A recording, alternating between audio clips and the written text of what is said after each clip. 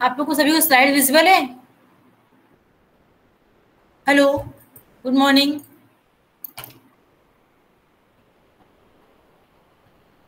मेरी वॉइस आ रही है आप लोग को? Good morning ma'am. Yes ma'am. Slide सबको विजिबल है सभी को? Yes ma'am. ठीक है। Yes ma'am. लास्ट टाइम तक प्रोबेबिलिटी सैम्पलिंग डिस्कस हो चुकी थी आई थिंक। कोई क्वेरी तो नहीं किसी की प्रोबेबिलिटी सैम्पलिंग के रिगार्डिंग? कोई क्वेरी तो नहीं किसी की? कोई प्रॉब्लम तो नहीं किसी को? ठीक है, नहीं है कोई प्रॉब्लम तो आज हम डिस्कस करते हैं non probability sampling. They are basically 3 types of non-probability sampling.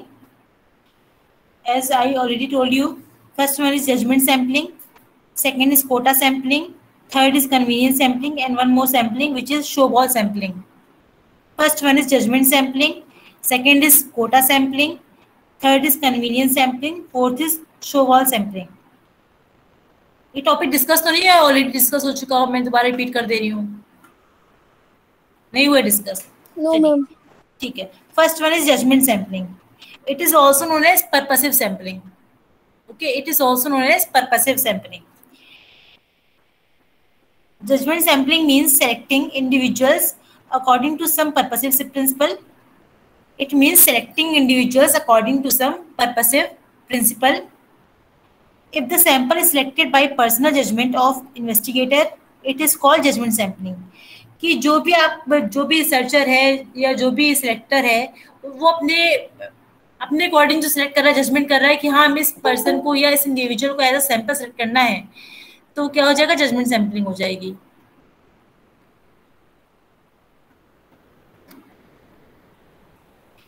For example, if an investigator wants to take a sample of ये बता चुकी हूँ आई थिंक, मुझे लग रहा है जजमेंट सैम्पलिंग हो चुका है डिस्कस. फिर से बता देती हूँ कि अगर आपको लग रहा है फॉर एग्जाम्पल कि आपने 3-4 बुक्स देखी, यहाँ एग्जाम्पल ले लेती हूँ, आप 3-4 सेम सब्जेक्ट की आपने राइटर की बुक देखी, 3-4 राइटर्स थे, आपको ऊपर से लगा कि हाँ ये बुक अच्छी होगी, आपने बुक वो ले ली.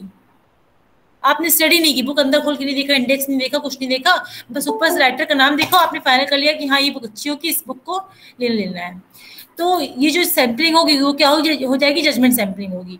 तो इसलिए जजमेंट सैम्पलिंग होता है क्या, एरर के चांसेस बहुत ज्यादा इंक्रीज हो जाते हैं, क्योंकि आपने डिसीजन कैसे लिया? सिर्फ ऊपर से देख लिया, अपने अंदाजे से अप्रॉक्स करके डिसीजन ले लिया कि हाँ हमें ये बुक लेनी है, ये पेन लेना है, आपने ले लिया.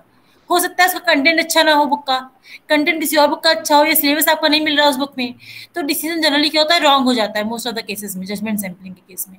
तो इसलिए इसमें क्या होता है? एरर के चांसेस इंक्रीज हो जाते हैं जजमेंट सैम्पलिंग के केस में. क्लियर सबको इतना पॉइंट? जजमेंट सैम्पलिंग क्या होती है? साइंटिफिक मेथड नहीं होता सिलेक्शन का. जब तक आपको पता ही नहीं कि अंदर कंटेंट क्या है किसी बुक में, आप कैसे उसे परचेज कर सकते हैं. इसलिए ये जो तरीका है, ये मेथड है, प्रॉपर साइंटिफिक नहीं मेथड है. ये अभी तक ज्वाइन कर रहे हैं आप लोग? चलिए ठीक है.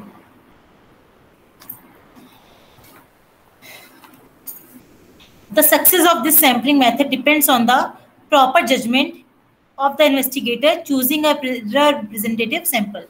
क्या मान लीजिए आप बुक का एग्जाम्पल लेते हैं कि अगर कोई बुक लेना है आपको, आपने कवर देख लिया या बुक का राइटर देख लिया, आपने बुक ले ली. हो सकता है आपने उस बुक के बारे में पहले किसी से सुना हो, रिव्यूज दिए हो, ठीक है. अगर रिव्यूज दिए इसके अकॉर्डिंग आप बुक ले रहे हैं तब तो ठीक है, हो सकता है आपका डिसीजन राइट हो. अगर आपने फर्स्ट टाइम बुक्स को देखा है, कोई रिव्यूज नहीं, कोई आइडिया नहीं है, उस केस में क्या होगा? आपका जो डिसीजन है, जजमेंट है, वो रॉन्ग हो सकता है. ठीक है, ये आपका इसका डिसएडवांटेज बोल सकते हैं कि जो ये मेथड साइंटिफिक नहीं है, प्रॉपर मेथड नहीं है जजमेंट का, सैम्पलिंग का, इसलिए सैम्पलिंग मेथड को कम यूज किया जाता है, जनरली ये यूज नहीं किया जाता है. Next is quota sampling. ये मैंने शायद सी सेक्शन में डिस्कस किए टॉपिक, मुझे लग रहा है ऐसा. चलिए कोई बात नहीं, रिपीट कर देती हूँ फिर से. कोटा सैम्पलिंग में होता क्या है? अभी बच्चे ज्वाइन कर रहे हैं, और किसी ज्वाइन करना है भी इन्फॉर्म कर दो, बच्चों को जल्दी ज्वाइन कर लें, इससे बार बार ज्वाइन ना कराना पड़े मुझे. ठीक है.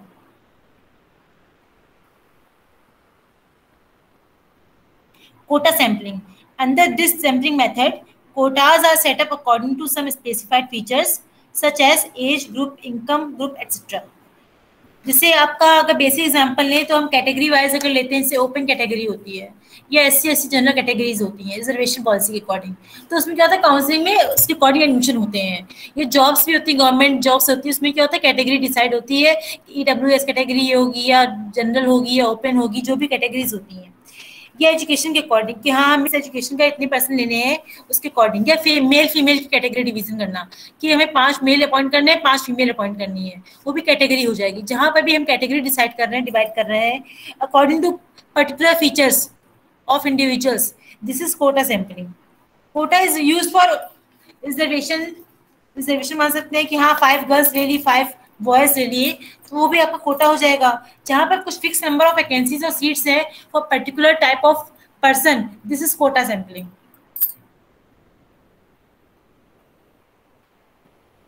But this sampling method is not proper method of sampling because it includes biasness. अगर हम किसी जॉब की बात करते हैं, हमने ले लिया कि 5 हमें मेल अपॉइंट करने 5 फीमेल अपॉइंट करने हैं, हो सकता है कि इनमें से कोई ऐसा पर्सन हो जो एलिजिबल ना हो जॉब के लिए या लेस एक्सपीरियंस पर्सन हो, बट 5 वैकेंसी है इसलिए हमें उसको फिल करना ही करना है, तो हम 5 ही लोगों को लेंगे, 5 मेल या 5 फीमेल को लेंगे। हो सकता है कोई सेकंड कैटेगरी का पर्सन ज़्यादा एलिजिबल हो, ज़्यादा एक्सपीरियंसड हो, ज़्यादा नॉलेजेबल हो, बट हमें करना वही जो हमारे लिए फिक्स्ड है। इस केस में बायसेस थोड़ी हो जाती है, ये भी प्रॉपर मेथड नहीं होता है सैम्पलिंग करने का। Next is convenience sampling. Convenience sampling भी सेम होता है कि अपने अकॉर्डिंग हम ले लिए, जैसे मान लीजिए फॉर एग्जांपल कि फर्स्ट कम फर्स्ट सर्व मान लेते हैं कि पहले जितने लोग आ गए इतने का हमने एडमिशन ले लिया, बाकी को छोड़ दिया। हो सकता है जो पहले आ रहे वो इतने नॉलेजेबल पर्सन नहीं है, एलिजिबल नहीं है फॉर योर कैंडिडेचर, ठीक है, और बाद में जो है वो ज़्यादा एलिजिबल ज़्यादा नॉलेजेबल है, उस केस में ये मेथड भी रॉन्ग हो जाता है कन्वीनियंस सैम्पलिंग। आपको जो इजी लग रहा है कन्वीनियंस सैम्पलिंग में उसके अकॉर्डिंग आप सेलेक्ट कर रहे हैं सैंपल को, इसमें कोई फिक्स पैरामीटर कोई फिक्स स्टैंडर्ड नहीं होता है कन्वीनियंस सैम्पलिंग के केस में, ठीक है। So convenience sampling generally in this case the researcher have freedom to select any one of sample according to their convenience. जो भी कन्वीनियंस लग रहा है, जो भी इजी लग रहा है उसके अकॉर्डिंग आपने सैंपल ले लिए, वो हो जाएगा आपका convenience sampling. In this type of sampling when sample is selected from the sources like telephone directory, automobile registration etc, because it is convenient to use these resources। जैसे जनरली होता क्या है कि कोई प्रमोशन कंपनी होती है तो mails होते हैं, प्रमोशनल मेल्स होते हैं। प्रमोशनल मेल्स के केस में होता क्या है कि आपने रैंडम कहीं से मेल्स ले लिए, जिसे आप अच्छा फॉर्म से कोई अप्लाई कर रहे हैं किसी जॉब के लिए, तो क्या होता है जनरली मोबाइल में जॉब से रिलेटेड कोचिंग सेंटर्स के मैसेजेस आने लगते हैं। कैसे आते हैं मैसेजेस? क्योंकि उन कोचिंग सेंटर्स ने पर्टिकुलर ऑर्गेनाइजेशन से आपकी मेल आईडी से नंबर्स ले लिए हैं और वो सबको मैसेज करेंगे 1 by 1। जिसमें होता क्या कन्वीनियंस के अकॉर्डिंग आपको नंबर्स मिल गए, आपने 1 by 1 नंबर लिए, सबको मैसेजेस कर दिए, ठीक है। तो जहाँ जो भी मेथड बेटर होता है, जो इजी मेथड होता है वो रिसर्चर सेलेक्ट करता है, इसलिए इस केस में क्या होता है एरर के चांसेस इंक्रीज हो जाते हैं। क्लियर हो रहे पॉइंट सभी को कन्वीनियंस सैम्पलिंग का? सभी को क्लियर है पॉइंट? ये कोई प्रॉब्लम पूछते जाइएगा, ठीक है। The suitability of these sources of data depend on the purpose of investigation. There is always a room for biasness and the sample obtained by this method। अभी भी ज्वाइन कर रहे हैं बच्चे, क्या बात है। इसने यहाँ टाइम भी ज्वाइन करी नेक्स्ट क्लास में।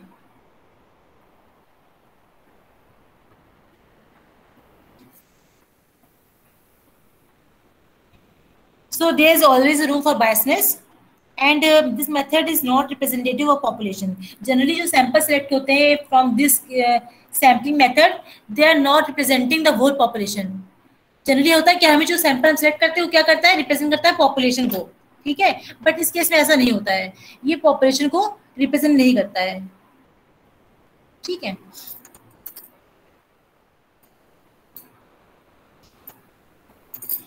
Last is show ball sampling. Show ball sampling क्या होगा? ये भी आपका नॉन प्रोबेबिलिटी मेथड होता है सैम्पलिंग का। It is mainly used in qualitative methodologies. जहाँ पर क्वालिटी की बात कर रहे हैं, फीचर की बात कर रहे हैं, उस केस में क्या होता है, शो बॉल सैम्पलिंग का यूज होता है, ठीक है। It is applied in the situations where respondents are difficult to identify and are best located through referral networks. In the initial stage of show ball sampling, individuals are discovered and may or may not be selected through probability methods. This group is then used to refer the researcher to other who possess similar features and who in turn identify others. Generally इस case में होता क्या है कि हम जो भी हमारे लिए इजिली अवेलेबल मेथड होता है, जो भी इजिली अवेलेबल पर्सन होते हैं, उन्हें हम ऐसे क्या करते हैं, एज अ सैंपल सेलेक्ट कर लेते हैं.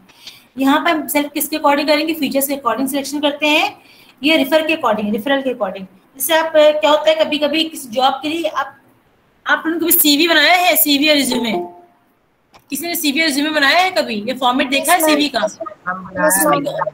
उसमें पॉइंट होता है रेफरेंस का, लास्ट पॉइंट होता है रेफरेंस का, कभी देखा है? Yes ma'am. होता है रेफरेंस का पॉइंट, चाहे आप कोई प्राइवेट दे रहे हैं या गवर्नमेंट इंटरव्यू, सब में रेफरेंस का पॉइंट होता है. रेफरेंस का पॉइंट क्यों होता है, क्या यूज है रेफरेंस पॉइंट का?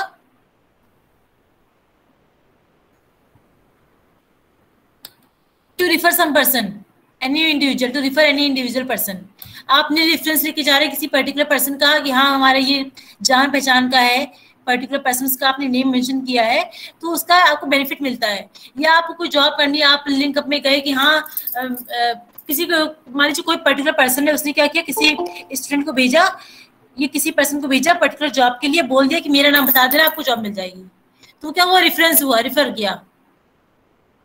ठीक है, जहाँ पे कोई लिंक लग रहा है किसी जॉब से रिलेटेड या किसी एडमिशन से या किसी पर्टिकुलर वर्क के लिए, वो होता है क्या, रिफर होता है, रेफरेंस होता है. युगेंद्र अपना वीडियो ऑफ कर लीजिए, नेटवर्क प्रॉब्लम हो जाएगी अदरवाइज. ठीक है, तो जहाँ पे हम किसी को रिफर कर रहे हैं, हेल्प कर रहे हैं, सपोर्ट कर रहे हैं by with our name, this is reference. तो यहाँ क्या था, शोबॉल सैम्पलिंग में रिफर का केस यूज होता है कि जिसने बता दिया कि हाँ इसका एडमिशन ले लो या इसको जॉब पे रख लो या इसका काम कर लो, उसका हमने काम कर दिया, बाकी लोगों को छोड़ दिया हमने. तो यहाँ पे रेफरेंस का बहुत ज्यादा यूज होता है in the case of snowball sampling. जिसका रेफरेंस आ गया उसको हमने भर लिया, रख लिया अपने पास, उसको जॉब दे दी, उसको अपॉइंट कर दिया, उसको एडमिशन दे दिया, बाकी लोगों को छोड़ दिया. अब वो एलिजिबल है नहीं है, एक्सपीरियंस उससे है या नहीं, उससे कोई मतलब नहीं है. बट जिसका रेफरेंस आएगा, या करप्शन की बात भी कर सकते हैं, जिसका पैसा आ गया उसको हमने रख लिया, बाकी को छोड़ दिया. ये भी एक टाइप का रेफरेंस ही होता है. भले ही आपका सेकंड मेथड बोल सकते हैं, नॉट अ प्रॉपर मेथड बोल सकते हैं, प्रॉपर नहीं होता है, प्रॉपर होता है, बट ये भी पॉसिबिलिटी इस केस में होती है. जिसका पैसा आ गया उसका हमने काम कर दिया, बाकी को छोड़ दिया. जिसका रेफरेंस आ गया उसका एडमिशन हमने पहले कर लिया, बाकी को छोड़ दिया. वो एलिजिबल है नहीं है, वो सेकेंडरी मेथड है. क्लियर हो रहा है सबका पॉइंट? ये जजमेंट सैम्पलिंग सभी को क्लियर है? जजमेंट सैम्पलिंग सबको क्लियर है या नहीं है? क्लियर है. देन कोटा सैम्पलिंग, चलिए अच्छा है. और कन्वीनियंस क्लियर है या नहीं बेटा? आंसर तो करिए आप लोग. कुछ नहीं है तो मैं कोई प्रॉब्लम है तो फिर से रिपीट कर दूं, कोई दिक्कत की बात नहीं है इसमें. मैम फोर्थ वाली रिपीट कर दीजिए. Show wall sampling. Show wall sampling होता है क्या, रेफरेंस का यूज करते हैं कि अगर किसी ने नाम ले लिया कि हाँ ये पर्सन एलिजिबल है, तो आपने उसको जॉब पे अपॉइंट कर लिया या आपने उसे एज सैंपल यूज कर लिया. वो एलिजिबल है या नहीं उससे अलग केस है. मान लीजिए आपको कोई पर्सन है, कोई पुअर पर्सन, उसे जॉब की रिक्वायरमेंट है, अब किसी ने उसकी हेल्प कर दी कि हाँ आप उस कंपनी में जाओगे, आपको ये जॉब मिल जाएगी, मेरा नाम ले लेना. तो ये रेफरेंस का यूज हुआ. सीवी में आप रेफरेंस लिखते हैं, इसलिए लिखते हैं कि आप भले आप जिस इंटरव्यू के सामने बैठे हैं आप उसका रेफरेंस नेम लिख रहे हैं, पर reference is very important in any type of CV और रिज्यूमे. जिसका नाम आ गया, जिसका रेफरेंस मिल गया, जिसका लिंकअप मिल गया, आपने उसे अपॉइंट कर लिया, एज अ सैंपल सेलेक्ट कर लिया, बाकी लोगों को छोड़ दिया. हो सकता है मान लीजिए एजुकेशनल जॉब की बात करते हैं, कोई पीएचडी होल्डर है, एक नॉन पीएचडी होल्डर है, या कोई ग्रेजुएशन है. वैसे ऐसा होता नहीं जनरली, फिर भी मैं एग्जांपल ले लेती हूँ कि अगर 5 लोग इंटरव्यू देने के लिए आए, वैकेंसी आपके पास 3 है, अब उसमें क्या थे, 2 पीएचडी होल्डर है या बाकी लोग पीजी हैं. अब इसके अकॉर्डिंग तो पीएचडी होल्डर्स का होना चाहिए इंटरव्यू में. तो बट अगर हो सकता है पीजी वाले का रेफरेंस आ गया, तो हो सकता है पीजी वालों को जॉब मिल जाए, पीएचडी होल्डर को जॉब ना मिले. तो रेफरेंस का बहुत इंपॉर्टेंस होती है हर जगह पर कि रेफरेंस अगर आ गया तो आपका काम हो गया, रेफरेंस नहीं आया तो काम नहीं हुआ. जैसे आप कहीं फाइल कराने गए, कुछ कराने गए, तो आप अगर उसके पहचान वाले तो आपका काम पहले कर देगा. अगर आप उसे नहीं जानते, हो सकता है आपको 10 बार घुमाए कि आपके इसमें डॉक्यूमेंट इनकम्प्लीट है, या आपके साइन नहीं है, या आपने पेपर इसमें नहीं लगाया है. तो जो भी वर्क हो रहा है रेफरेंस का हो रहा है कि आपका लिंकअप कितना किससे है, पहचान कितनी किससे है, आपका अगर लिंकअप है तो आपको एज सैंपल ले लिया जा रहा है, आपको अपॉइंट कर लिया जा रहा है, आपका काम कर दिया जा रहा है। अगर नहीं है तो आपका काम नहीं किया जाएगा, आपका जो भी होगा वो काम रुक जाएगा। ठीक है, ये होती है मीनिंग, रेफरेंस की मीनिंग होती है। According to features, quality based method होता है, but it is already a non proper method और improper method of sampling technique. इसमें होता क्या है कि एक ने बोला तो हम भी वही करेंगे। जैसे आपने फॉर एग्जांपल कि आपकी कोई फ्रेंड है, उसको बीबीए करना है, तो आप सोचा रहे ये बीबीए कर रहा है, हम भी बीबीए करेंगे, ये एमबीए कर रहा है, हम भी एमबीए करेंगे। अपना कोई नहीं दिमाग लगाना है कि हमारा इंटरेस्ट है उस फील्ड में, नहीं है, क्या करना है क्या नहीं करना है। आपका इंटरेस्ट बीटेक में था, आपने कर लिया बीबीए, ना बीबीए के बचे ना बीटेक के बचे, दोनों के नहीं बचे। आप बीच के रास्ते में आपका पढ़ाई मन में नहीं लगे, कुछ नहीं होने वाला है। तो जो डिसीजन लेना है आपको खुद डिसीजन लेना है उसका कि आपको पढ़ना क्या है, क्या करना है क्या नहीं करना है। ठीक है, अगर ऐसा नहीं करेंगे तो फिर आपकी स्टडी हो जाएगी बेकार, कुछ नहीं होने वाला फिर उसमें। तो आपको जैसे स्टडी रिलेटेड जो होते हैं इश्यूज वो भी होते हैं कि आप आपकी फैमिली मेंबर ने बोल दिया कि आपको तो एमबीबीएस ही करना है, आपका मन कुछ और ही करने का था, आपका मन था मास कम्युनिकेशन पढ़ने का। ठीक है, तो आपने रेफरेंस का यूज किया कि नहीं अब मेरे पापा ने बोला है तो हम यही पढ़ेंगे, मम्मी ने बोला तो हम यही पढ़ेंगे, या फ्रेंड्स ने बोला तो हम यही करेंगे, हम चल करके हम अपना दिमाग नहीं लगाएंगे हमारा इंटरेस्ट कहाँ है कहाँ नहीं है। वो भी रेफरेंस का एग्जाम्पल हो जाएगा कि आपकी जो फैमिली ने रिफर कर दिया, जो आपके फ्रेंड्स ने रिफर कर दिया, आपके कलीग ने रिफर कर दिया, आप वही काम कर रहे हैं, अपना दिमाग उसमें अपना माइंड यूज नहीं कर रहे हैं। वो भी रेफरेंस का एग्जाम्पल हुआ। क्लियर हो रहा है? Yes ma'am. और कोई प्रॉब्लम इसमें? Convenience, quota, snowball, judgment, कोई प्रॉब्लम नहीं? ठीक है, नेक्स्ट टॉपिक स्टार्ट करते हैं, डेटा कलेक्शन का।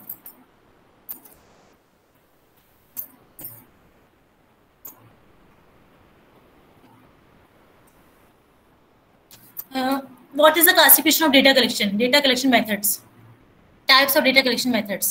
Any idea? आप लोग बहुत नॉलेज होगी, इजी टॉपिक है बहुत। Types of data collection methods. Ma'am primary data and secondary data. हाँ, प्राइमरी टाइप्स क्या हो जाएंगे? ये प्राइमरी की मीनिंग क्या होती है? मैम प्राइमरी डेटा बेसिकली तो फर्स्ट हैंड, जो मैम क्या था हम लोग रिसर्च, मैम जो हम लोग रिसर्च और बाकी के थ्रू मतलब कहते हैं खुद रिसर्च करके डेटा निकालते हैं।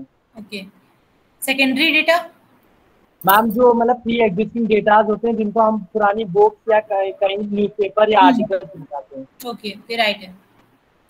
तो आप लोग को आइडिया लग गया और उससे आइडिया नहीं होगा कि प्राइमरी क्या होता है। फर्स्ट हैंड डेटा होता है जिसे हम कलेक्ट करते हैं थ्रू क्वेश्चनर्स, थ्रू इंटरव्यूज और any other method of investigation. Secondary data is basically the data which already exists in the environment, which may be in the form of books, magazines, newspaper, journals, etc., etc. This is the basic difference between primary and secondary data. Primary data is collected first time and fresh data, it is original in nature, where secondary data is not original in the nature. What are the differences between primary and secondary data? दो difference तो मैंने discuss कर दिया, और क्या क्या differences हो सकते हैं इनमें, कोई आइडिया आप लोगों को है? देखिए फिर से पॉइंट्स आती जा रही हूँ, आपको देखते जाइएगा। फर्स्ट वन क्या होता है? Primary data is original in nature, क्या फर्स्ट टाइम इसे करेक्ट कर रहे हैं। ठीक है, secondary data is already available, so it is not original. Clear है पॉइंट सभी को? पॉइंट क्लियर है सभी को? फर्स्ट पॉइंट क्लियर है? Yes ma'am. Yes ma'am. हाँ, ओके। सेकेंड पॉइंट क्या होगा?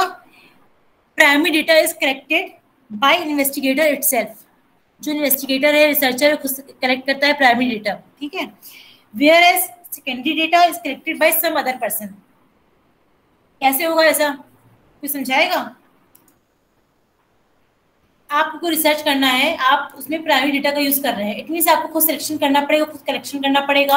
आप किसी मेथड से कर सकते हैं, इंटरव्यू के थ्रू कर सकते हैं, क्वेश्चनर के थ्रू कर सकते हैं, कुछ भी कर सकते हैं। But in case of secondary data, जहाँ आपको सेकेंडरी डेटा का यूज करना है, आप उसे खुद कलेक्ट नहीं करते हैं, वो ऑलरेडी कलेक्टेड डेटा है, एग्जिस्ट कर रहा है, आप उसे अपने पास मेंटेन कर रहे हैं, रिकॉर्ड कर रहे हैं, बट कलेक्शन आपका काम नहीं है, वो ऑलरेडी कलेक्टेड डेटा है। ठीक है, तो ये ऐसे थर्ड पार्टी या थर्ड पर्सन कलेक्ट करता है सेकेंडरी डेटा को। प्राइमरी डेटा आप रिसर्चर जो है या जो इन्वेस्टिगेटर वो खुद कलेक्ट करता है। क्लियर हो रहा है पॉइंट ये? Now come to the third point. Primary data collected by investigator according to object of the survey, जो ऑब्जेक्ट होगा उसके अकॉर्डिंग इन्वेस्टिगेटर या रिसर्चर डेटा कलेक्ट करता है, प्राइमरी डेटा कलेक्ट करता है। Where as secondary data it is used and adjusted by the person according to object. इसका कोई एग्जांपल देगा थर्ड पॉइंट का जो मैंने बोला है अभी? सेकेंडरी का, secondary data is used and adjusted by person according to object. What is meaning of that statement? Ma'am secondary data जो होता है मैम वो पहले से अवेलेबल होता है, तो हम अगर अपने बारे में कोई इंफॉर्मेशन अवेलेबल करा रहे हैं तो हम अपने अच्छे ही पॉइंट्स ज़्यादातर रखेंगे, अपने अकॉर्डिंग रखेंगे कि हाँ हमारा अच्छा है. हाँ हाँ. फॉर एग्जाम्पल अगर आपको क्या करना है, सेकेंडरी डेटा की रिक्वायरमेंट है, तो आपको मान लीजिए कोई क्वेश्चन का आंसर ही करना है. आपने बुक ली, बुक से आप कोई बुक तो कॉपी कर नहीं देंगे, जितनी आपकी रिक्वायरमेंट होगी आप उतना ही कॉपी करेंगे ना. तो क्या करते हैं, अपने अकॉर्डिंग एडजस्ट करते हैं, यूज करते हैं सेकेंडरी डेटा को. प्राइमरी डेटा के केस में ऐसा नहीं होता है, आप खुद कलेक्शन करते हैं, जितना रिक्वायरमेंट होती है उतनी कलेक्शन करते हैं. क्लियर हो रहा है पॉइंट सभी को? Next is primary data is time consuming to collect the primary data. Primary data क्या होता है कि हमें कलेक्शन करने में टाइम लगता है, where is secondary data is less time consuming. ये क्लियर होगा आपको, मीनिंग क्लियर होगी कि ऑलरेडी एग्जिस्ट कर रहा है सेकेंडरी डेटा, तो हमें क्या करना है, सिर्फ मेंटेन करना है, रिकॉर्ड मेंटेन करना है according to your need. But in case of primary data we have to collect, तो it is very time consuming to ask questions और to take interviews of so many persons according to your need. Okay, next is a primary data needs more precaution at the time of collection but less at the time of its use. Collection के time पर हमें primary data बहुत ही precaution रखनी पड़ती है कि जो answer हो रहा है, जो लोग आंसर कर रहे हैं प्रॉपर आंसर कर रहे हैं नहीं कर रहे हैं, टाइम में कितनी लग रही है, कितना हम टाइम इसमें इन्वेस्ट कर सकते हैं according to your research work. ये हमें ध्यान रखना पड़ता है प्राइमरी डेटा कलेक्शन के केस में. Whereas in the case of secondary data it needs less precaution at the time of collection but more at the time of use. Collection के लिए हमें कम ध्यान देना पड़ता है कि कहाँ से कलेक्शन करना है, बट यूज कैसे करना है, कितना स्टेटमेंट हमें कॉपी करना है, कैसे यूज करेंगे, कैसे मॉडिफाई करेंगे, ये हमें चेक करना पड़ता है. यहाँ ज्यादा प्रिकॉशन रखनी पड़ती है.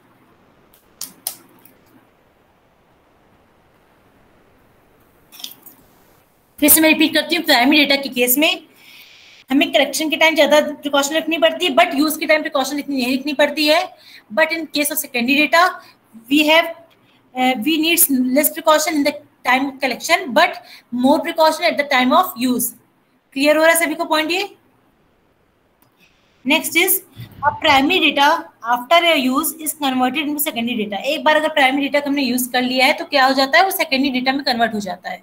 ठीक है, secondary data can never be converted into primary data. ये पॉइंट क्लियर होगा सभी को. सेकेंडरी डेटा को कभी भी हम प्राइमरी डेटा में कन्वर्ट नहीं कर सकते हैं. Whereas once a primary data is used in any research work it is converted into secondary data. Clear है सभी को ये? Next is primary data is in the shape of raw material. Raw data होता है, उससे हमें क्या करना पड़ता है, प्रोसेसिंग करनी पड़ती है उस डेटा की. ठीक है, where as secondary data is in the shape of either a work in progress or finished goods capable of further processing. ये ऑलरेडी फिनिश्ड गुड्स के फॉर्म में होता है, रॉ मटेरियल नहीं होता है, इसे हम यूज कर सकते हैं according to your need. Next is a primary data is collected for the first time by investigator or agency who makes the use of data for the first time. Primary data का use जहां जो भी collection कर रहा है उसका first time use करता है. सेकेंडरी डेटा के केस में क्या होता है, जो डेटा होता है कई बार यूज किया जा चुका होता है या फर्दर कई बार यूज हो सकता है सेकेंडरी डेटा का, जबकि प्राइमरी डेटा के केस में हम उसका फर्स्ट टाइम यूज करते हैं. क्लियर है सारे पॉइंट सभी को? कोई प्रॉब्लम तो नहीं किसी को? यस. ठीक है, फर्दर चलिए आज इतना ही रखते हैं क्योंकि आपकी लगातार क्लासेस हो रही, मेरी तो गला बैठ गया थोड़ा सा. और कोई प्रॉब्लम हो तो पूछ लीजिए, वो डिस्कस कर लेंगे. रिगार्डिंग एनी क्लास कुछ कोई क्वेरी हो प्राइमरी डेटा कलेक्शन सेकेंडरी में या सैम्पलिंग टेक्निक्स में? कोई क्वेरी नहीं है? हम डिफरेंसेस में थर्ड पॉइंट रिपीट कर दीजिए. थर्ड पॉइंट ओके, फर्स्ट मैं पूरा रिपीट कर देती हूँ. चलो ठीक है, जो प्रॉब्लम बताते चाहिए. First is primary data is collected originality. ठीक है, it is collected originally primary data. Secondary data is already available and it is not original. Clear है सभी को point? Primary data is original in nature where as secondary data is already available and it is not original. Clear है सबको? Yes, ma'am. Yes, ma'am. Second point is primary data is collected by investigator or researcher itself, whereas secondary data is collected by some other person. Clear है second point सबको? Primary data is collected by researcher itself, whereas secondary data is collected by some other person. Third point is primary data is collected by investigator according to object of survey, whereas secondary data is used and adjusted by person according to object. क्या problem थी इसमें आपको Jaya third point में? ये पूरा समझ नहीं आया था पूरी लाइन। समझा देती हूँ फिर से कि जो प्राइमरी डेटा होता है वो होता क्या है, इन्वेस्टिगेटर रिसर्चर खुद कलेक्ट करेगा किसके अकॉर्डिंग, ऑब्जेक्टिव के अकॉर्डिंग, कि रिसर्च का ऑब्जेक्टिव क्या है, क्या क्या रिक्वायरमेंट है, ठीक है। सेकेंडरी के केस में क्या होता है, ये ऑलरेडी एग्जिस्ट कर रहा है डेटा, तो हमें यूज कैसे करना है उसका, ये डिसाइड करना पड़ेगा। कौन डिसाइड करेगा? इन्वेस्टिगेटर रिसर्चर डिसाइड करेगा। दोनों का मेथड अलग अलग हो जाएगा। प्राइमरी केस में हमें कलेक्शन ही करना पड़ रहा है, यूज तो हम करेंगे जो करेंगे, बट सेकेंडरी केस में क्या करना पड़ रहा है, हमें कलेक्शन नहीं करना पड़ रहा है, हमें उसे यूज करना है प्रॉपर तरीके से, कितनी रिक्वायरमेंट है सेकेंडरी डेटा की। जैसे मैंने बुक का एग्जांपल दिया आपको कि आपके पास बुक पूरी है पर आपको पूरी बुक तो कॉपी नहीं करनी है, आपसे जितना पूछा जा रहा है एग्जाम में, जितने क्वेश्चन दिए कितना ही कॉपी करेंगे ना आप। ऐसा कोई टॉपिक दिया कि जो आपके सिलेबस में नहीं है, तब तो आपको जो डेटा लिखेंगे, जो आप कॉपी में लिखेंगे, वो आपका क्या हो जाएगा, प्राइमरी डेटा हो जाएगा, क्योंकि आपका खुद का वो पॉइंट ऑफ व्यू है, खुद के ओपिनियंस है, ठीक है। अगर कोई ऐसा टॉपिक दिया गया है जो आपने पढ़ा हुआ है तो क्या हो जाएगा, सेकेंडरी डेटा हो जाएगा। क्लियर हो रहा है पॉइंट्स मेरा? Yes ma'am. और किसी को प्रॉब्लम तो नहीं थर्ड पॉइंट में? नहीं है। Fourth point is primary data is time consuming whereas secondary data is less time consuming. क्यों टाइम कंज्यूमिंग? क्योंकि हमें इंटरव्यू लेना है, क्वेश्चन पूछने, सर्वे वर्क करना है प्राइमरी डेटा के केस में, बट इनके सेकेंडरी डेटा ऑलरेडी एग्जिस्ट कर रहा है, ये हमें कलेक्शन करना है, इसको कुछ करना नहीं, यूज करना है सिर्फ, ठीक है। Next is primary data needs more precaution at the time of collection but less precaution at the time of use. Clear है पॉइंट सभी को?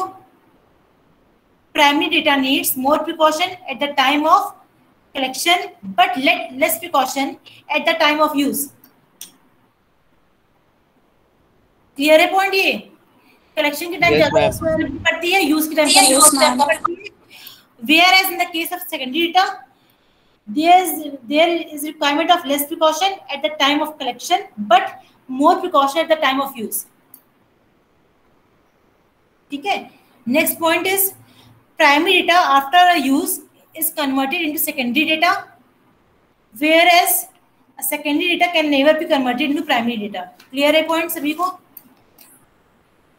Next is primary data is collected for the first time by investigator who makes the use of data for the first time, whereas in the case of secondary data it is collected for second or subsequent time, or and by any investigator who makes use of second data for subsequent time. ये कई बार use हो चुका होता है, कई बार इसको further use कर सकते हैं सेकेंडरी डेटा का।